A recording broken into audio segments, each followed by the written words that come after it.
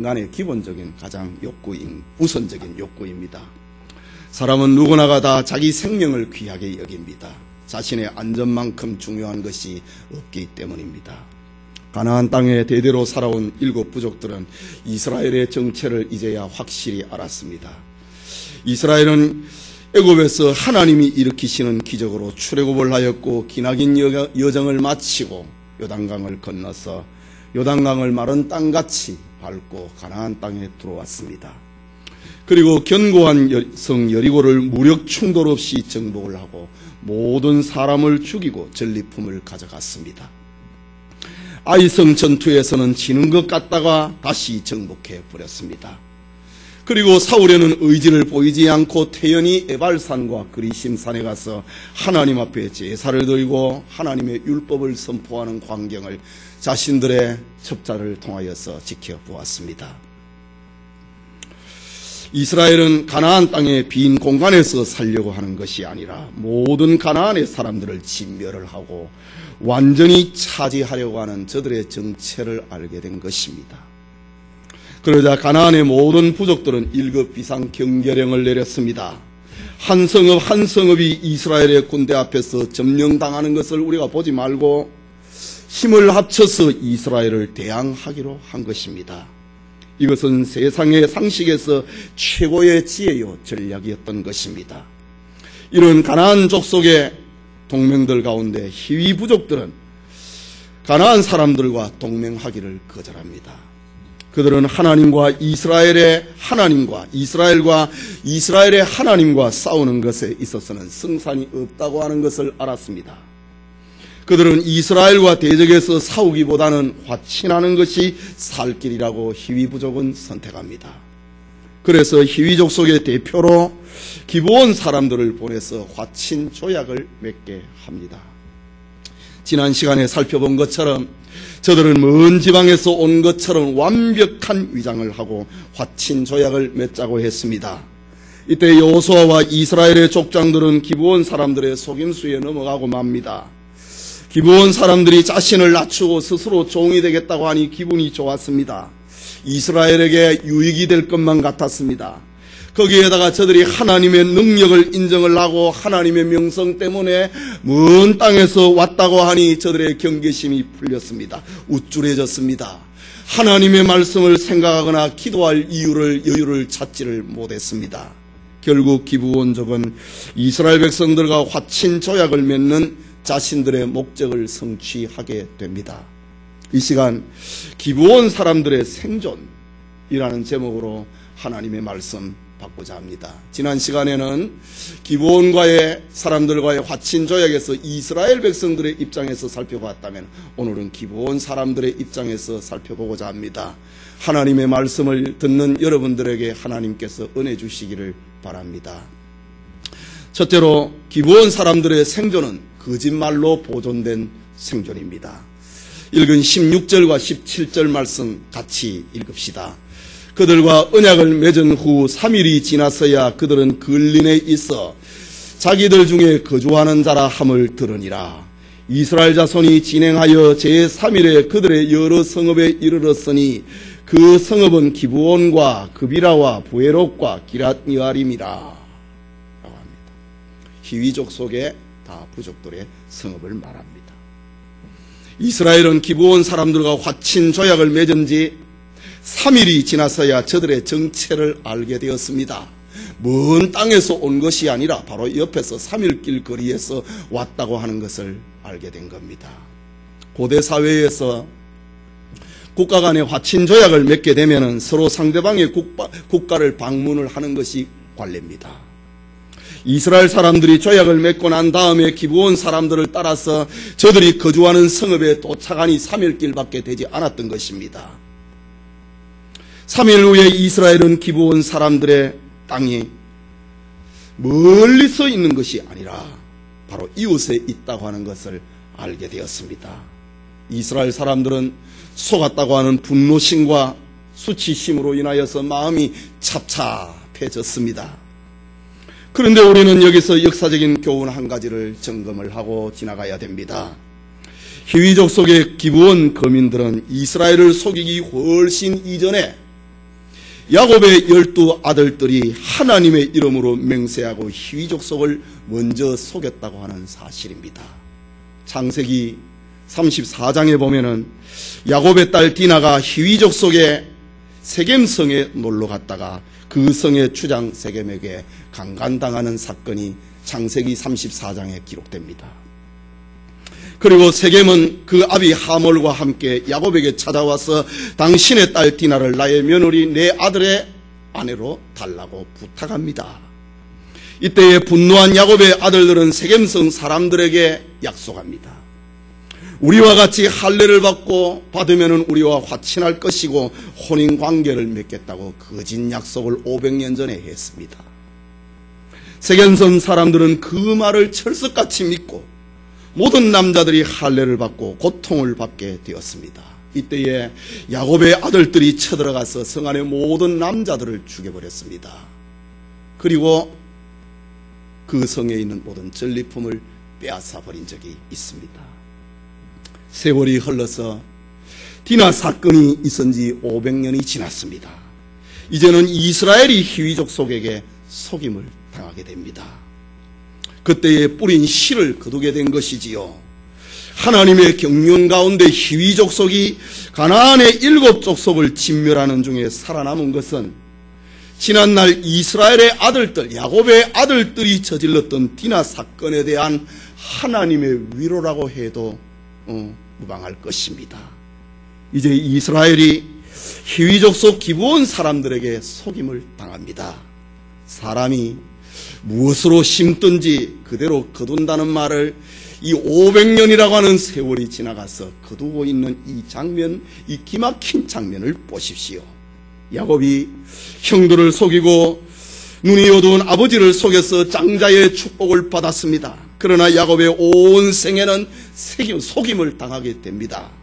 외삼촌이자 장인에게 속임을 당하고 심지어는 자기 아들들에게 요셉이 죽었다고 거짓말을 듣게 되는 것입니다. 여러분, 거짓말을 하거나 남의 마음을 아프게 하고 무슨 이익을 구하지 말아야 됩니다. 남의 마음을 아프게 하면서 이익을 구해서는 안 됩니다. 그것이 씨앗이 되어서 거둘 때는 쓴 열매를 거두게 될 것이기 때문입니다. 거짓말이 나쁘다고 하는 것은 윤리의식이 조금이라도 있는 사람이라면 다 알고 있습니다. 거짓의 시초는 에덴 동산에서부터 시작되었습니다. 사탄이 뱀의 속에 들어와서 하와의 마음을 흔들었고 하나님의 말씀과는 다르다고 하는 거짓말을 시켰습니다. 선악과를 먹으면 네 눈이 밝아서 하나님처럼 될 것이라고 사탄이 하와에게 거짓말했습니다. 그래서 아담과 하와는 불순종의 죄를 짓게 되었고 거짓말의 아비를 바로 사탄이다 라고 성경은 말하고 있습니다. 사람은 태어나면서부터 본능적으로 거짓말을 하게 된다고 하는 것은 인간이 바로 죄 가운데서 죄 아래서 탄생하기 때문입니다. 거짓말은 배우지 않아도 하게 됩니다. 이런 점에서 볼 때 기브온 거민들의 거짓말은 생존을 위한 자구책이었지만은 잘못된 것이면 틀림없습니다. 그러나 계속해서 본문 18절과 19절을 우리 같이 또 봅시다. 그러나 회중 족장들이 이스라엘 하나님 여호와로 그들에게 맹세한 고로 이스라엘 자손이 그들을 치지 못한지라. 그러므로 회중이 다 족장들을 원망하니 모든 족장이 온 회중에게 이르되 우리가 이스라엘 하나님 여호와로 그들에게 맹세하였은즉 이제 그들을 건드리지 못하리라 라고 기록합니다. 기브온 사람들에게 이스라엘이 쏘은 줄 알고 백성들은 그들의 지파에 두령들인 족장들을 원망합니다. 백성들은 차마 여호수아에게는 원망하지 못하고 그 곁에 있는 족장들의 민첩하지 못한 처신을 비난하기 시작했습니다. 하지만 족장들은 온 회중 앞에서 말을 합니다. 우리가 하나님의 이름으로 맹세한 언약이기 때문에 그들을 건드리지는 못한다 라고 말합니다. 여기 이스라엘 족장들의 말은 우리에게 중요한 교훈을 주고 있습니다. 이스라엘의 족장들은 자신들이 비록 거짓에 속아서 기브온 거민들과 화친 조약을 맺었다 할지라도 그들을 진멸시키지 못하는 이유를 밝히고 있습니다. 그들은 거룩하신 여호와의 이름으로 맹세하고 화친 조약을 맺었기 때문이라고 합니다. 혹자는 이번 이 화친 조약은 거짓에 속아서 맺어진 것이기 때문에 조약을 파괴할 수 있다고 말하는 이가 있습니다. 그러나 이스라엘의 족장들은 이 계약은 단순히 인간과 인간의 계약이 아니라 여호와 하나님의 이름으로 맺은 언약이기 때문에 자신들에게 손해가 된다 하더라도 이 가나안의 7 부족들 가운데 한 부족이 히위 족속입니다. 그 땅을 저들은 얻지 못하는 겁니다. 자신들에게 손해가 된다 할지라도 우리는 이 약속을 지켜야 된다는 것입니다. 이유는 하나님의 이름이 이방인들 가운데서 가볍게 여기게 될까 염려했기 때문입니다. 말하자면 이스라엘의 족장들은 자신들이 손해를 보더라도 하나님의 이름이 더럽혀져서는 안 된다고 하는 이런 신앙 고백을 이스라엘 백성들 앞에 하고 있는 것입니다. 오늘 이 장면을 가리켜서 20세기 최고의 개혁주의 신학자라고 하는 아더 핑크는 이렇게 말을 합니다. 이스라엘 백성들은 속았지만 명예롭게 처신했다. 아더 핑크의 말입니다. 이스라엘 백성들은 속았지만 저들은 명예롭게 처신했다. 자신들에게는 손해가 되었지만 하나님의 이름을 더럽히지 않았다. 아더 핑크는 그렇게 해석을 했습니다. 오히려 시편 기자는 참된 성도가 무엇인가? 여호와의 성산에 오를 자가 누구인가? 시편 15편 4절에 보면은 그 마음에 서원한 것은 해로울지라도 변치 아니하며 노래했습니다. 이것이 바로 오늘 성경에 등장하고 있는 이스라엘의 족장들의 처신이었습니다. 자신들에게 손해가 된다 하더라도 하나님의 이름이 더럽혀져서는 안 된다고 하는 이유 때문에 그 마음에 서원한 것은 해로울지라도 저들은 지켰다. 가나안 땅에서 저들의 첫 번째 약속을 이스라엘 백성들은 지켰다. 이것이 이스라엘 사회에 있어서 대대로 영예로운 그들의 약속이 되었다라는 사실입니다. 계속해서 이스라엘 족장들의 처신을 봅니다. 20절 같이 읽읍시다. 우리가 그들에게 맹세한 명약을 인하여 진노가 우리에게 입힐까 하노니 이렇게 행하여 그들을 살리리라 하고. 사실 이스라엘 족장들은 자신들이 속은 것에 대해서 얼마나 분통 터지는 일이었겠습니까? 그러나 그들은 여호와의 이름으로 맹세했기 때문에 그것은 취소될 수가 없다고 합니다. 취소하면은 하나님의 이름이 더럽혀지고 자신들이 하나님의 진노를 받고 말 것이라고 하는 하나님 앞에서 떨리는 가슴을 가지고 있는 이스라엘의 족장들의 처신입니다. 오늘의 성도들은 기브온 사람들에게 속았을 때에 이스라엘의 족장들이 처신을 하였던 그 처신을 오늘의 성도들은 정말 배워야 됩니다. 우리가 세상에 살아가면서 암흑의 성도라고 하면은 그는 개인이 아닙니다. 그 인격체 뒤에는 교회 공동체가 있고 성부, 성자, 성령 삼위 하나님이 성도의 뒤에는 그 이름의 뒤에는 있는 것입니다. 성도라는 그 단어 자체가 단수가 아니고 복수입니다. 성도, 거룩할 성에 물이 돋자. 성도라고 하는 이 말 자체가 복수형입니다. 그러니 성도는 상대가 어떻게 하든지 성도가 되어야 된다라는 것을 우리에게 교훈하고 있는 것입니다. 그런데 오늘의 성도들 가운데 약속을 너무 가볍게 여기는 이들이 너무 많습니다. 사람과 사람의 약속은 고사하고 교회에서 하나님 앞에 한 약속도 가볍게 여깁니다. 여러분, 약속을 가볍게 여기는 것은 참 성도가 아닙니다.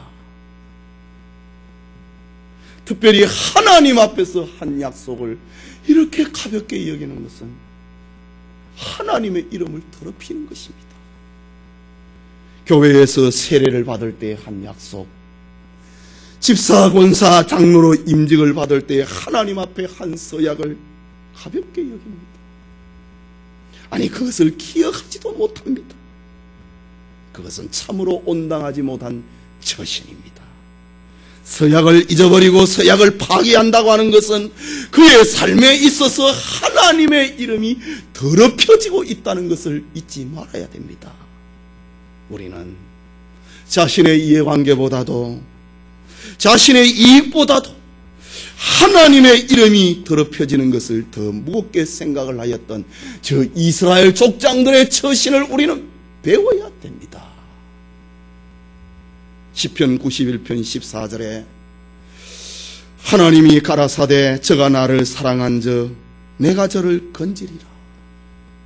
저가 내 이름을 안즉 내가 저를 높이리라 하고 있습니다. 여러분, 하나님을 사랑하는 것이 무엇입니까? 하나님의 이름을 높이는 것이 무엇입니까? 내가 하나님 앞에 한 약속을, 하나님 앞에 한 서약을 지키는 것입니다. 저가 나를 사랑한즉 내가 저를 높이리라. 저가 내 이름을 안즉 내가 저를 높이리라. 시인의 고백입니다. 예수님께서도 말씀하셨습니다. 요한복음 12장 26절에 사람이 나를 섬기려면 나를 따르라. 나 있는 곳에 나를 섬기는 자도 거기 있으리니 사람이 나를 섬기면 내 아버지께서 저를 귀히 여기시리라. 여러분, 섬긴다고 하는 것, 주님을 섬긴다고 하는 것이 무엇입니까? 주님의 이름을 더럽히지 않는 것입니다. 주님의 이름으로 한 약속을 가볍게 여기지 않는 것입니다. 사람이 나를 섬기면 내 아버지께서도 저를 귀히 여기시리라. 지금 이스라엘 백성들의 속아서, 기브온 사람들의 속아서 약속을 했지만 하나님께서 이스라엘 사람들을 귀하게 여겨 주시는 것입니다.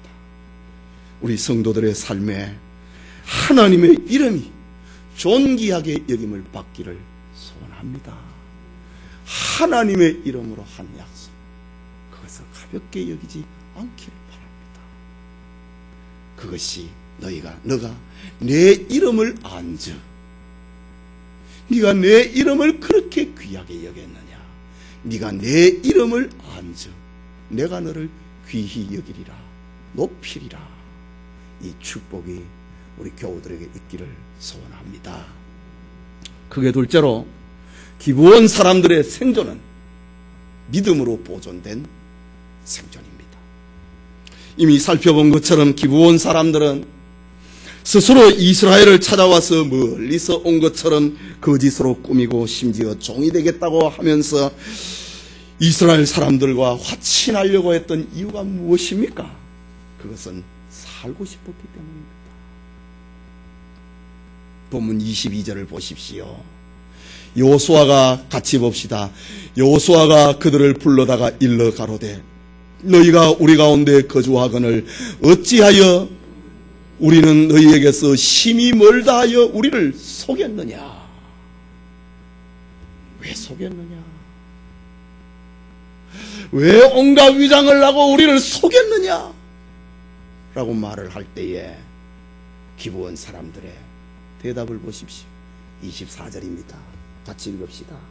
그들이 여호수아에게 대답하여 가로되 당신의 하나님 여호와께서 그 종 모세에게 명하사 이 땅을 다 당신들에게 주고 이 땅 모든 거민을 당신들의 앞에서 멸하라 하신 것이 당신의 종에게 분명히 들리므로 당신들을 인하여 우리의 생명을 잃을까 심히 두려워하여 이같이 하였나이다. 이 말이 무슨 말입니까? 살고 싶어서 거짓말했다고 합니다. 돈 벌기 위해서 거짓말한 게 아니고, 내 이익 더 가지기 위해서 거짓말한 게 아니고, 살고 싶어서 거짓말했다고 합니다. 기브온 사람들은 이스라엘의 하나님이 자신들이 살아온 그 땅을 모두 이스라엘에게 주셨다고 하는 그거를 내가 알게 되었다고 합니다. 우리가 아무리 저항을 해도 당신들과 당신의 하나님 앞에 감당할 길이 없다고 하는 것을 알게 되었다고 합니다. 이것이 사실인 것을, 저 여리고가 망하는 것을 보았고 아이성이 망하는 것을 우리가 보았다고 확인했다고 합니다. 물론 이스라엘에 대한 소문은 기브온 거민들만, 희위 족속들만 들은 것은 아닙니다.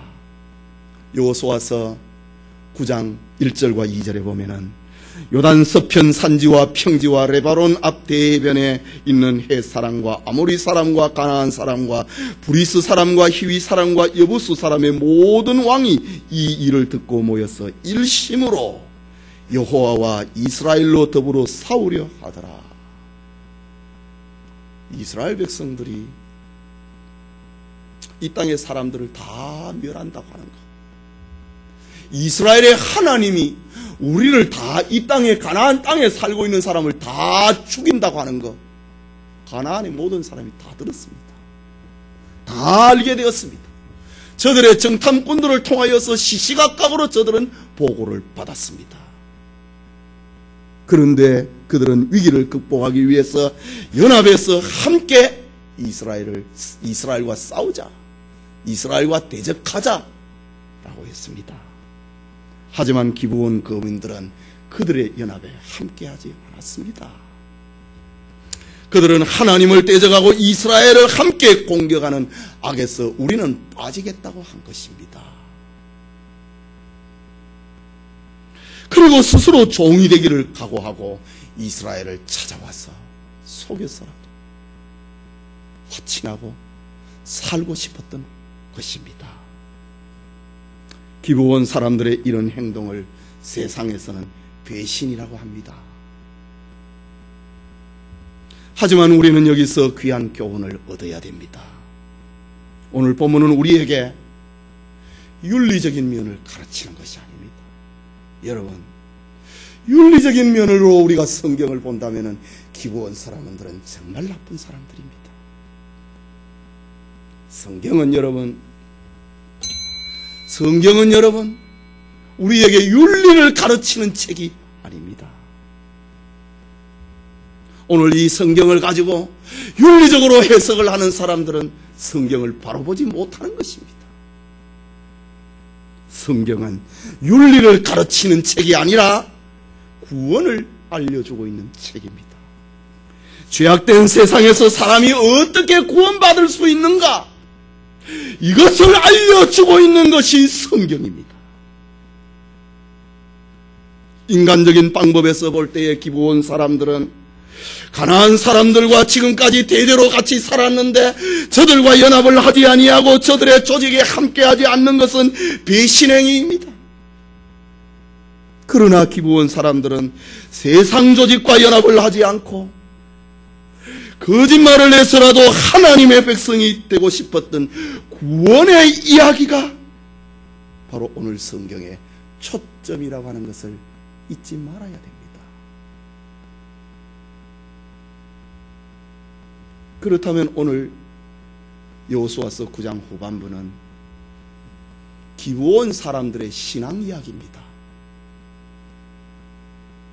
기브온 사람의 비도덕적인 이야기가 아니라 오늘 성경 말씀은 기브온 사람들의 신앙 이야기입니다. 이것이 성경을 구속론적으로 보는 각도입니다.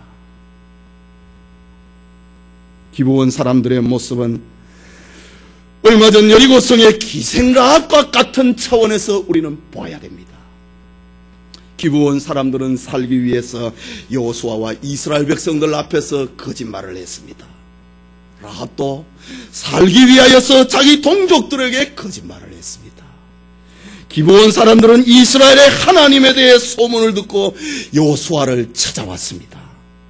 라합은 하나님에 대한, 이스라엘의 하나님에 대한 소문을 듣고 이스라엘의 정탐꾼들을 숨겨주었습니다. 기브온 사람들은 하나님의 백성이 되기 위하여서 가나안 거민들과의 연합을 탈퇴하였고, 라합은 자기 동족을 배신했던 것입니다. 성경에서 보여주고 있는 것은 기브온 사람들은 라합과 똑같이 생존의 길은 오직 하나님에게 있다는 것을 알았고, 그것을 행동했다고 하는 것을 보여주고 있습니다. 여러분, 성경을 도덕적으로 보면 안 됩니다. 이렇게 비천한 도덕성을 가졌다 하더라도 하나님에게 몸을 의탁을 하면 구원받는다는 것을 보여주고 있는 책입니다.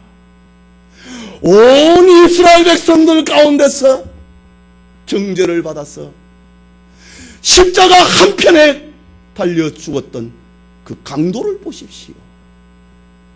마지막 순간에 주님에게 자기 몸을 의탁을 합니다. 자기 영혼을 의탁합니다.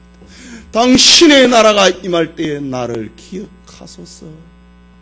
네가 오늘 나와 함께 낙원에 있으리라. 여러분, 이것도 도덕적으로 볼 것입니까? 고속론적으로 성경을 보아야 됩니다. 기브온 사람들은 자신들의 이 땅은 하나님께서 이스라엘 백성들에게 주었다. 우리가 하나님을 대적하고 이스라엘을 대적하면 우리는 망한다. 그러니 우리는 이 가나안 사람들의 연합에 동조할 수가 없다. 하나님을 대적을 하는 일에, 하나님의 백성을 대항하는 일에 우리는 동맹할 수가 없다. 우리는 세상에서 배신자의 이름을 얻는다 하더라도 우리는 하나님 앞에 우리의 몸을 의탁해야 되겠다. 그것이 살 길이다. 기브온 사람들은 이것을 알았고 이것을 행동했던 것입니다. 그래서 저들은 가나안 주민들과의 연합을 거부하였고 이스라엘 백성들과 연합했던 것입니다. 여러분, 하나님에 대한 소문을 들었다고 다 기브온 사람들처럼 행동하는 것은 아닙니다. 저 여리고 성의 사람들이 모두가 다 객관적인 지식, 이스라엘 사람들이 우리를 점령한다, 다 알았습니다. 그러나 그 중에 한 사람, 기생 라합은 자신의 알고 있는 그것을 행동으로 했습니다. 정탐꾼들을 숨겨주고 당신들의 하나님이 이 성을 정복을 할 때에 나와 내 아버지의 집을 살려달라. 성경은 구원에 대한 이야기입니다.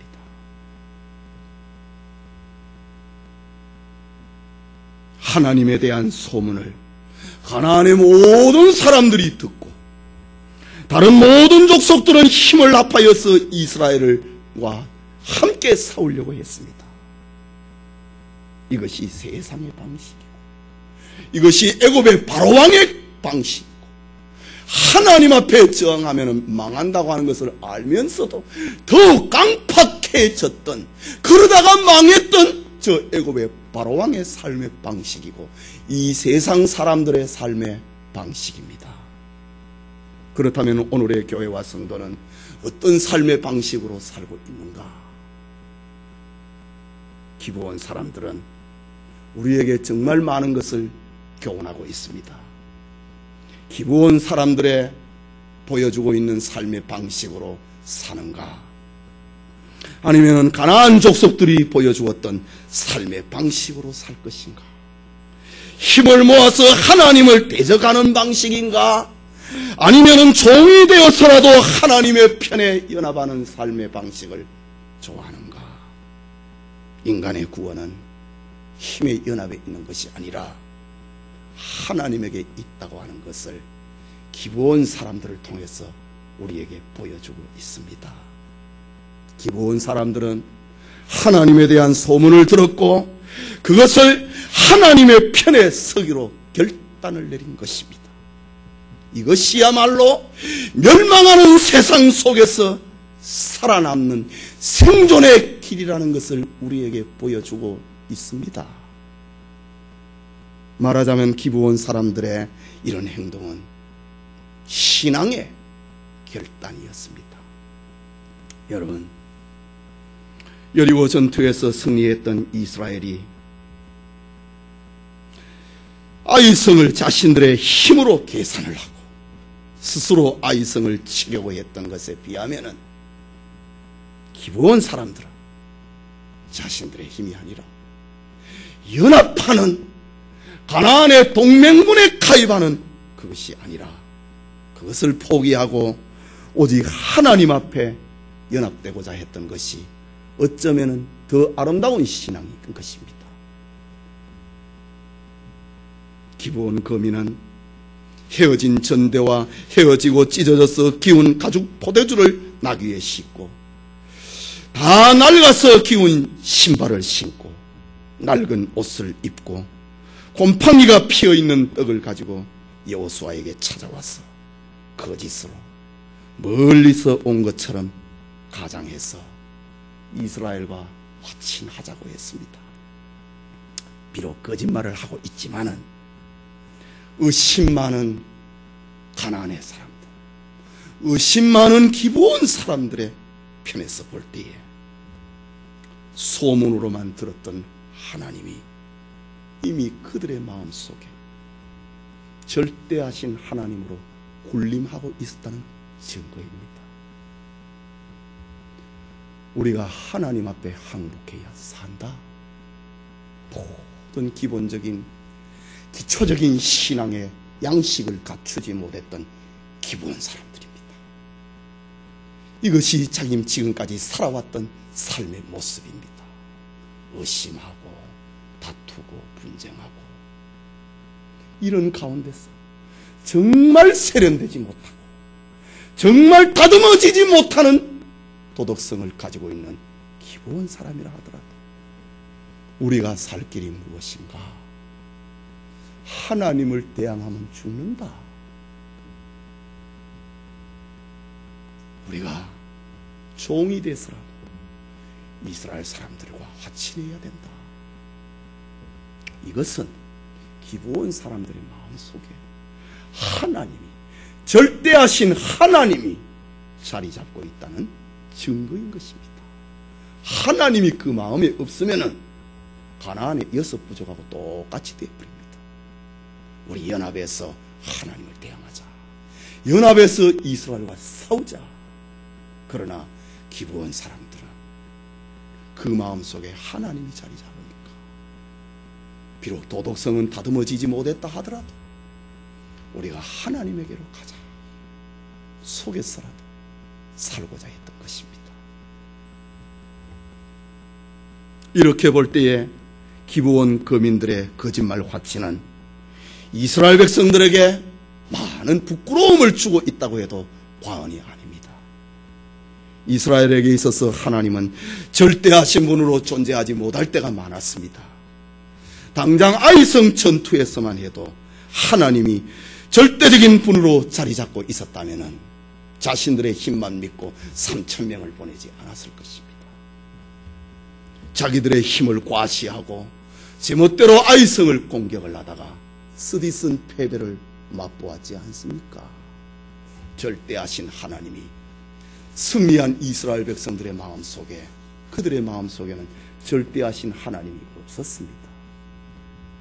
그렇다고 볼 때에 도덕성은 모자란다 하더라도 저 기브온 사람들의 결단은 정말 칭찬받아야 할 것입니다. 우리 23절 말씀을 같이 봅시다. 그러므로 너희가 저주를 받나니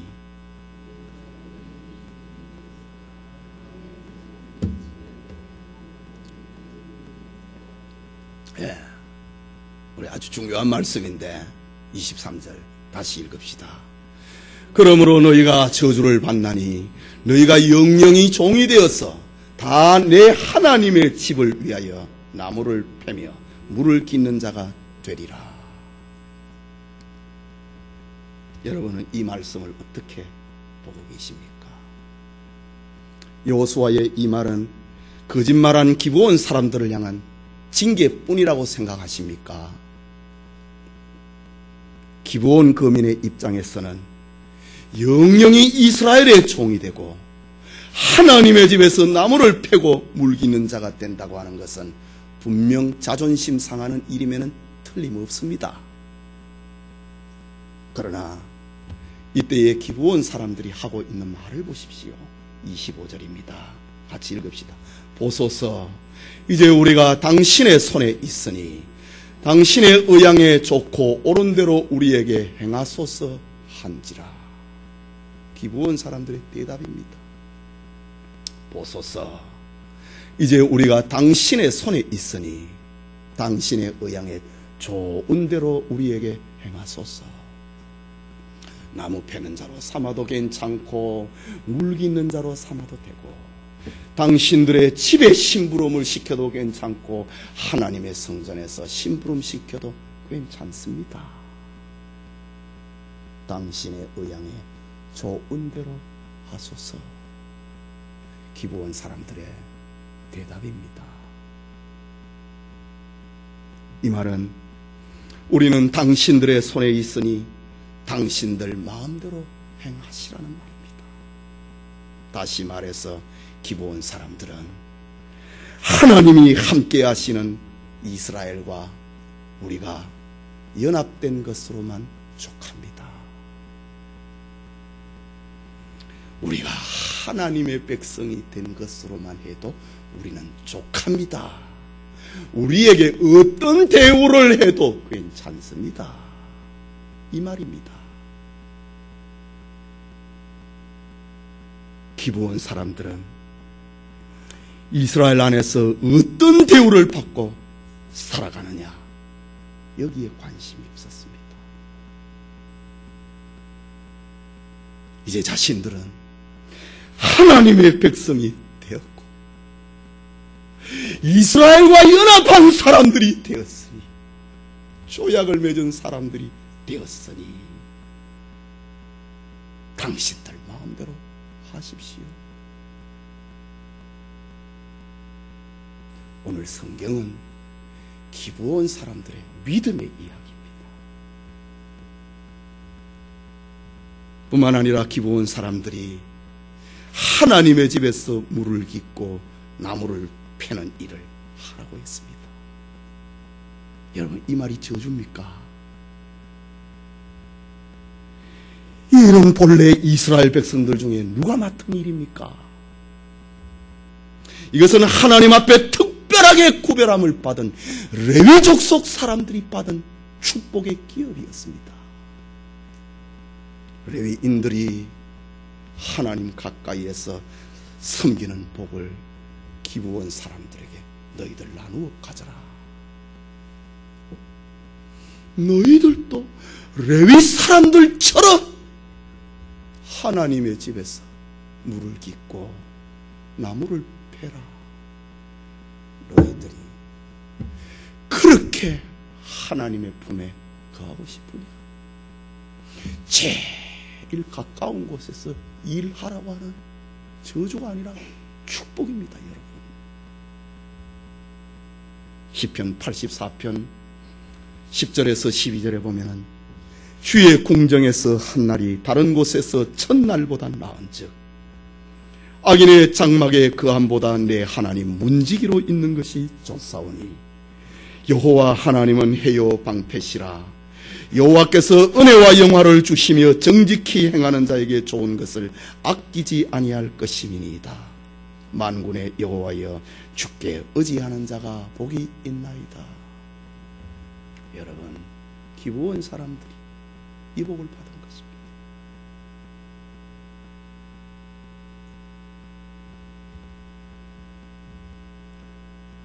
이 축복을 기브온 사람들이 받았다고 하는 것, 이것은 저주가 아닙니다. 물론 성경에 보면은 27절에 보면은 그날에 여호수아가 그들로 여호와의 택하신 곳에서 회중을 위하여 여호와의 단을 위하여, 기브온 사람들이 이스라엘 백성들을 위해서도 물을 깃고 나무도 패고 또 여호와의 단을 위해서도 나무를 패고 물을 길었다. 응? 종이 된 것은 맞았지만 그러나 하나님의 집에서 제일 가까운 곳에서 일을 하는 복을 기부한 사람들이 받은 것입니다. 그것은 저주가 아니라 영광입니다. 성도 여러분, 인간적으로 가나안의 연합군과 함께하지 않는 것은 배신행입니다. 여호수아와 이스라엘 백성들 앞에서 먼 땅에서 왔다고 거짓말하는 것을 어떻게 칭찬할 수가 있겠습니까? 그러나 기브온 사람들은 속이지 않으면 살 수가 없었습니다. 저들에게 거짓말은 자기의 생명과 자기 가족의 생명과 자기 부족의 생명이 걸려있는, 생존의 문제가 달려있는, 생명의 문제가 달려있는 절체절명의 순간이었습니다. 그래서 우리가 살고 싶어서 당신을 속였다고 합니다. 물론 속인 것에 대해서는 응당 처벌받아야 당연하지만은 하나님의 은혜에 머물고 싶어하는 저들의 소원을 하나님은 물리치지 않았다는 사실입니다. 오늘 성경에 기브온 사람들 잘못됐다는 말 한마디도 안 합니다.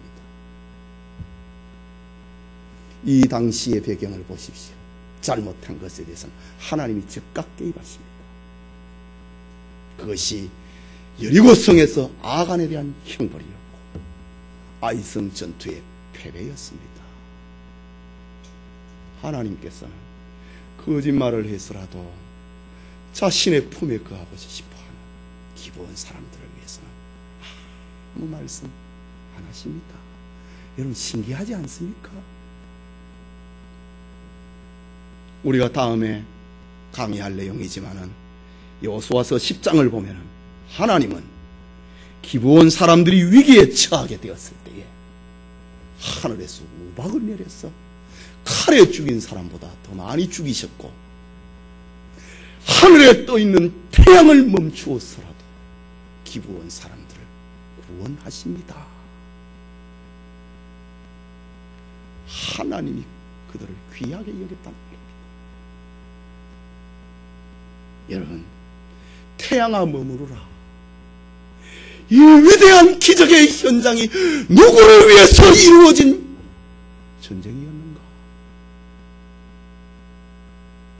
비록 도덕성은 모자란다 하더라도 속에서라도 하나님의 백성이 되고 싶어 했고, 우리는 하나님의 백성에 가입을 한다면 우리는 어떤 대우를 받아도 좋겠다고 하는 기브온 사람을 위해서 하나님이 하늘의 태양을 멈추게 만드셨습니다.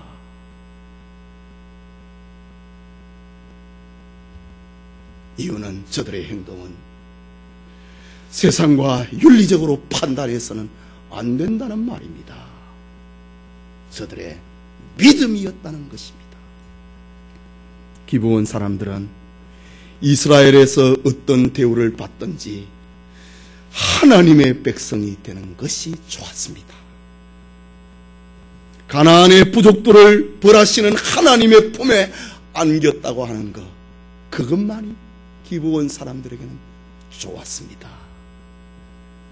그들은 하나님께 속한 자로 산다면 비록 종으로 산다고 하더라도 괜찮다고 하는 믿음을 가졌습니다.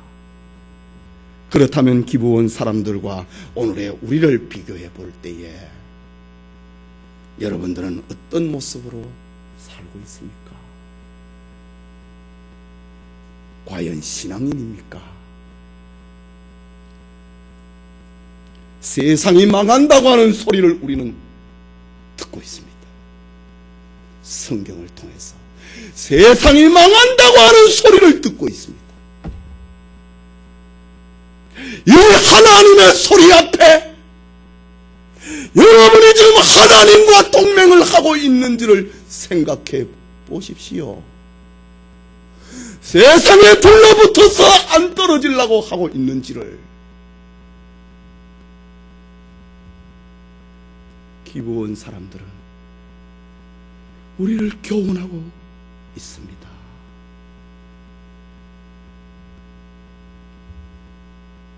하나님께 속한다고 하는 것은 오직 그리스도의 피로만 가능하다고 하는 것을, 그것을 믿고 있는가? 기부원 사람들의 믿음은 바로 이것입니다.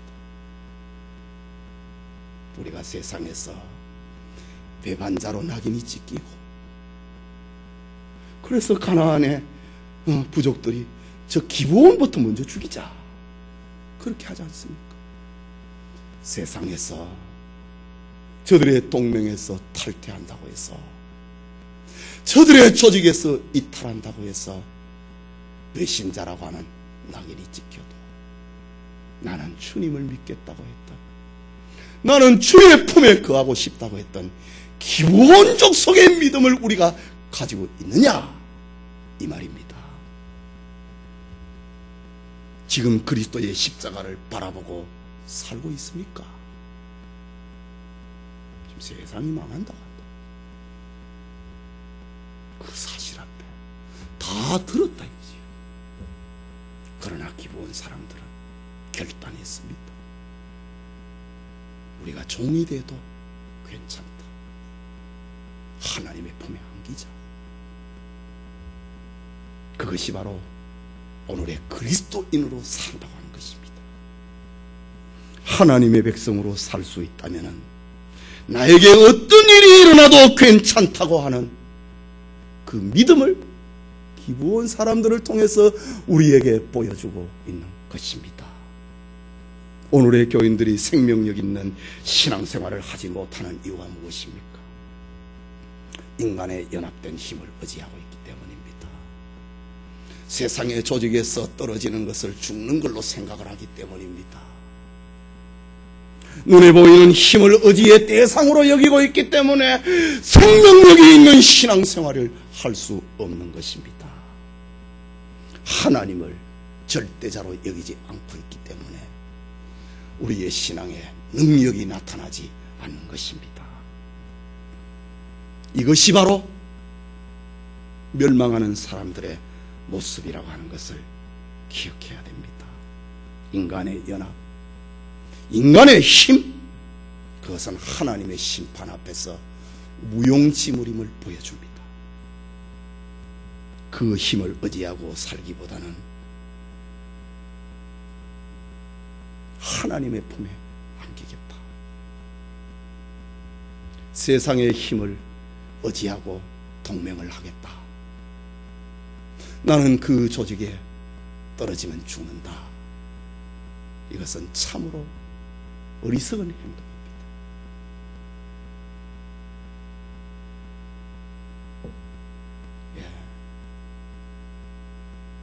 믿음을 던져버리고 세상의 품에 안기는 이들이 얼마나 많습니까?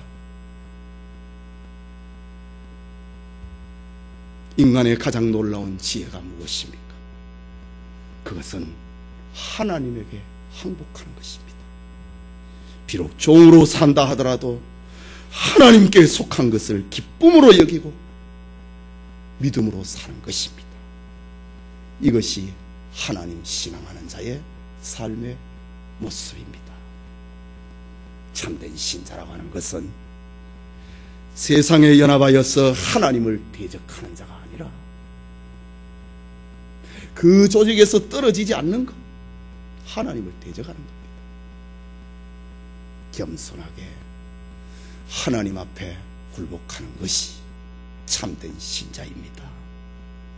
우리 성도님들이 그리스도의 종으로 살게 된 것을, 나의 삶에 예수님을 나타내는 것을 기쁨과 행복으로 여기는 기부원 사람들의 축복이 있기를 소원합니다.